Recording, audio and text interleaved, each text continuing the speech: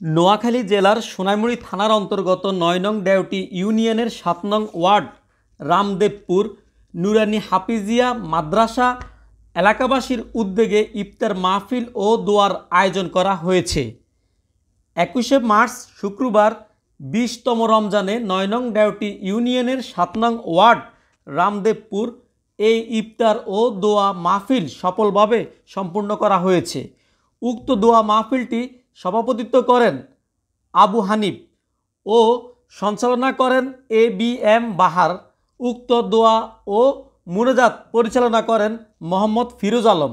এ সময় উপস্থিত ছিলেন উপদেষ্টা মণ্ডলীর সদস্য আবুল কালাম বুরন, মোহাম্মদ নূর নবী, অ্যাডভোকেট জাহাঙ্গীর আলম, আব্দুর রাজ্জাক ফারুক, সিদ্দিকুল্লাহ উকিল, মোহাম্মদ ইউসুফ, মোহাম্মদ ফিরোজ, মোহাম্মদ খোকন সহ এ সময় আরও উপস্থিত ছিলেন মাওলানা আবুল কাশেম সহ প্রমুখ ব্যক্তিবর্গ। উল্লেখ্য, সম্প্রীতি বন্ধন অটুট থাকার প্রত্যয়ে এলাকাবাসী প্রতি বছরে এই ধরনের অনুষ্ঠান ও দোয়ার আয়োজন করে থাকেন।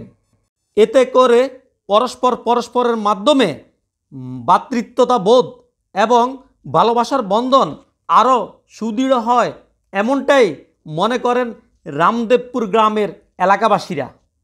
তারা মনে করেন প্রতি বছর ধর্মীয়ভাবে রমজান মাস আসে শুধু পরস্পরের মাঝে বন্ধন সৃষ্টি করার জন্য।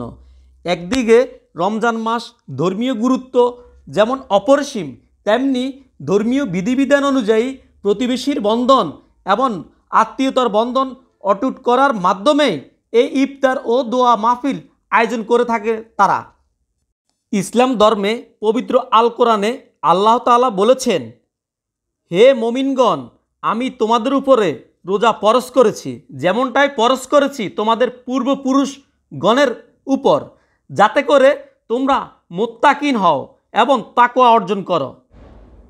জসিমউদ্দিন রাজ, রাজ টিভি 24, ৯ নং দেওটি ইউনিয়ন, ৭ নং ওয়ার্ড, রামদেবপুর, সোনাইমুড়ি, নোয়াখালী।